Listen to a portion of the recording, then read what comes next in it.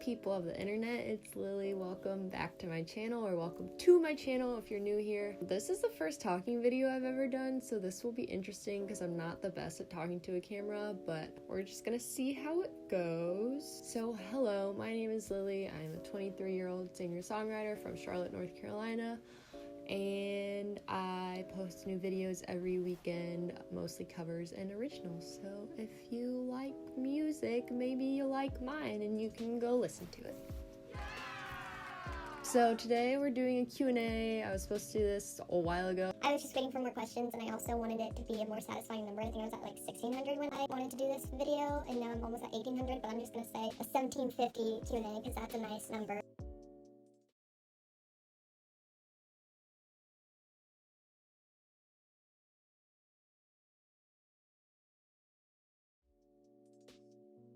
So, without further ado, let's get into the questions. The first one is, what inspired you to write I Break Easily? I Break Easily was just kind of me talking about how I'm scared to fall for someone because I'm already very sensitive, and as I say in the song, I break easily. I'm just really hard on myself.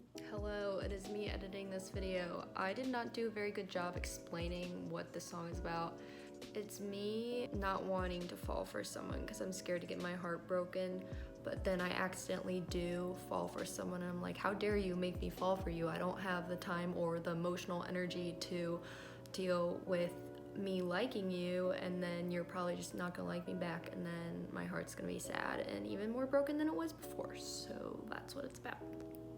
It's kind of me being closed off to love, which I know is kind of sad, but I promise I'm not always like that. I was just, when I was writing that song, I was just getting that off my chest. So I hope that answers your question. Did you write those lyrics? Could you sing Sitting Throwing Rocks with your guitar on this channel? Do you happen to dance as well? Thank you for all your questions. Yes, I did write Sitting Throwing Rocks. I write all my songs with Lionel. I write all my songs in general. The only two I haven't written on Spotify were by State Assembly, but all the other songs I write myself, the lyrics and the melody and the harmonies and all that fun stuff. So yeah. I think by the time I upload this video, I will have already uploaded an acoustic cover of Sitting Throwing Rocks. And the last one was, do you happen to dance as well? Not really. I mean, I took dance classes when I was a kid, and I've always just loved dancing, but I've never been particularly good at it.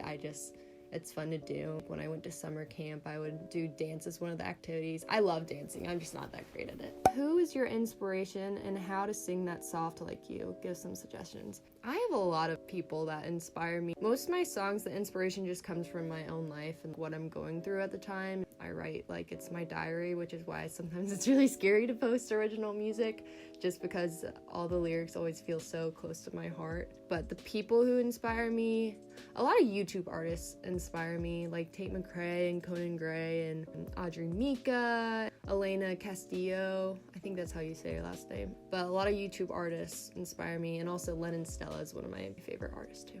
Oh, and how to sing that soft. I don't know, I've always just had kind of a lighter, softer voice than a lot of people. I've never had a belty voice, which I used to hate, but I've grown to like a little more. To sing soft, it's really about breath support and making sure you are not tense or like straining your neck or anything. You kind of want to put your shoulders back. You want to make sure you're opening really wide and not pushing from here, but from here. I'm not really qualified to be giving singing advice. I started taking voice lessons in the fall. I used to sing in choir and stuff, and so I had like an okay voice before then, but I feel like voice lessons really helped me grow into my voice finally. I hope that gives you at least a little bit of a tip on how to sing softly. Would you rather fight one horse-sized duck or 100 duck-sized horses? Probably one horse-sized duck, because if I did 100 duck-sized horses, that'd be horses this big, but 100 of them, and I feel like they would all really gang up on me. And so if there was a horse-sized duck, I feel like it could like hop on its back and like, I don't know. What inspires you to create? I kind of said this a little bit in the last question, but I write from my own experiences. Writing just kind of helps me figure out how I'm feeling and then what I'm feeling. Writing is also very much a coping mechanism for me, so I write a lot when I'm feeling sad or bad about myself, so I end up making a lot of sad songs. And it's also a way for me to say things that I wouldn't say normally, because I'm very much a people pleaser and I'm kind of an introvert, so sometimes I have a hard time talking about the harder things in life, so it's easier to talk about them in song form. And I've always been a very creative person, whether that's drawing or singing or doing graphic design or video editing. I just always like making things. It's very much what I'm meant to do in life, and it just makes me feel better. So that's what inspires me to create. Do you have a session you have done that had been particularly memorable? Yes, this happened a couple months ago. I flew out to London. This was like right before COVID hit. Flew out to London and was able to record there, which was really, really cool. It was the same recording studio as Florence and Machine, so that was really awesome. And that was my first real recording studio experience, because I recorded at the studio at my college a couple times, but that's a student run. And I mean, it's still very nice. It's still a legit recording studio, but it's not the same as a professional recording studio. So that was really, really special. I will link those videos. There's 2 videos of it down below. I'll also insert some photos. So it was just a really cool, amazing day. And I love London. I studied abroad there, and it just has such a special place in my heart. So to be able to go record there was it was so cool. Who is your biggest influence outside of music? My family. I'm super, super close to my family. They are just amazing and so supportive. I have 2 older siblings, my older sister and my older brother, and then my parents, and we're all just really close and open, and they are definitely my biggest influence outside of music for sure, which makes it hard because I'm moving soon, probably to LA, and I'm from North Carolina, so that's very far away. So I'm really excited, and I'm really happy that I have the opportunity, move out of North Carolina and go live in an entertainment capital. But I'm a little nervous for it just because I am so close to my family, but I know it'll be amazing, and they are supportive as always. Even though they're sad I'm going far away, they're happy that I'm pursuing my dreams. Why do you sing for electronic music? So I actually got into electronic music by accident. I've always liked electronic music ever since Avicii in high school. I loved electronic music. It's just fun and happy. You can dance to it, but I never really wrote for electronic music. It's obviously just been me and my guitar, and I did a collaboration with my friend Sierra, who goes by the name Graveheart,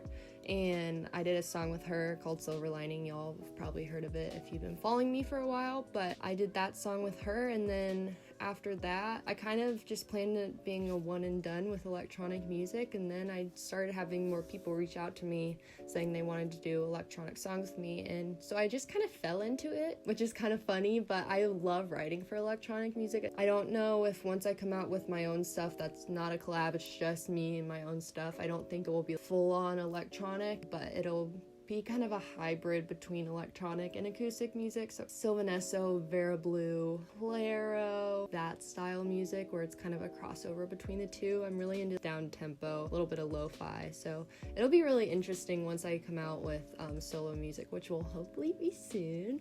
I definitely have enough songs for an EP, and that's definitely in the works. I just don't know how long it will take, but I'm excited. What's the most outrageous thing you've ever done? I feel like I've done a lot of outrageous stuff, but I forget about it. One of the craziest things was I did a day trip to France from London with 2 of my friends. We were studying abroad in London, and we decided we were going to go to Nice for a day, and so we booked the flights 2 days before, got up at like 4 a.m., got on our flight at 7, landed at 9, spent the whole day at the beach and walking around and stuff, and then got on a flight at I think 9 p.m. that evening, and it was just so crazy and cool that we were even able to just hop on a plane and go to a different country for a day, which is just insane. It's a lot easier to do that over in Europe. The flights are a lot cheaper. Not that anybody's traveling now anyway, but it was a really, really special day, and it was just so fun.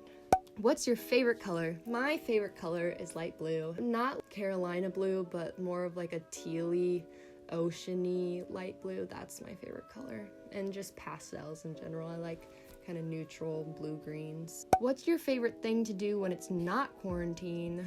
I love traveling. I've been really fortunate to be able to travel a lot and just see the world. Being able to get out and see the world and see new perspectives and new things is really, really special. That's probably my favorite thing to do outside of quarantine. That and going to concerts is also one of my favorite things in the whole world. There's just nothing like seeing a live concert, which I know the live streams have been really cool to watch, but nothing compares to seeing someone live in concert and have everybody around you just vibing to the same music is such a special feeling, and I always just feel so amped and happy after a concert. So maybe one day I'll get to be on stage and kind of lead that, which would be really, really cool.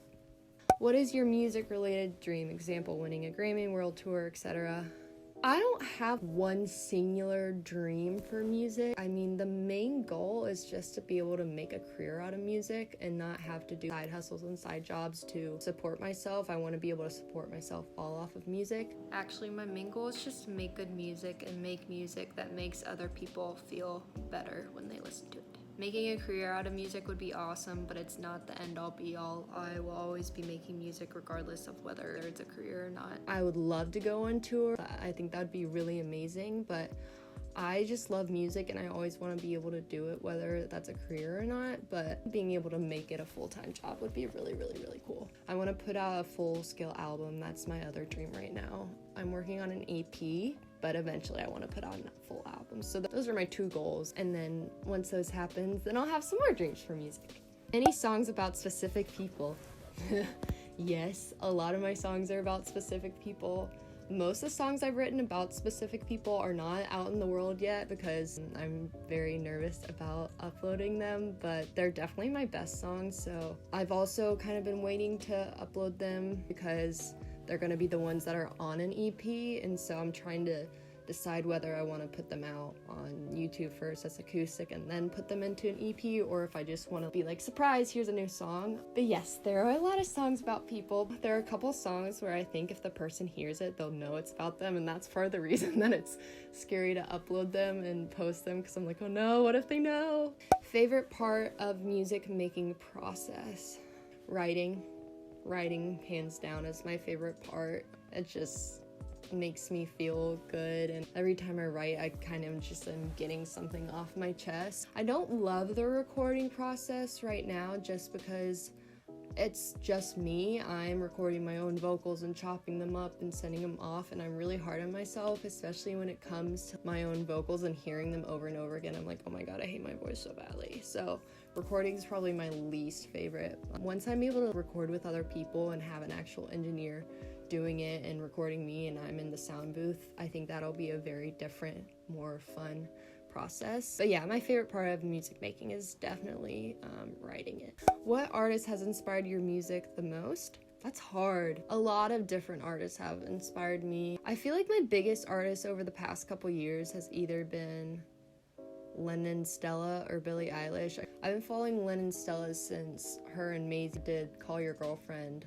back in like 2012, 2013. So I've been following her for 7 or 8 years, and she's just always had such a beautiful voice, and she's so good at guitar and writing. And I feel like we have similar voices in the sense that they're both like kind of lighter. So yeah, Lennon Stella is definitely a big one, and then Billie Eilish as well, because she also has a lighter voice. Favorite part about Elahi? So most of y'all probably don't know what Elahi is. It was the summer camp I went to as a camper and as a counselor. I spent 13 years there. So my favorite part of camp, oh, that's so hard. I love camp so much. It was supposed to happen this summer, but COVID hit, so camp got canceled, which is really sad. But my favorite part about Elahi is probably the people. I mean, it's such a supportive, special community. I was always a really shy kid, and I still am shy in some aspects, but whenever I went to camp, I would just be able to come out of my shell and just felt like I could be myself and be goofy and weird, and I was always very supported in that and always came out of camp like a lot more confident, which I needed. So yeah, the people and the community are definitely the best part of camp. I also love the evening programs. They're so fun, like Capture the Flag and Lighting Rock is really fun, and yeah, so that's my favorite part of camp. So I hope y'all liked that. I hope you know a little bit more about me now. Let me know if you want me to do more talking videos. I think that's fun. I'm just not really used to talking to a camera, but I'm sure I could get used to it. So if you want to see more like vlog style videos, let me know in the comments. Follow me on social media if you aren't already. I'll have everything linked down below and right here. But yeah, I hope y'all like that, and I hope you have a wonderful rest of your day. Bye!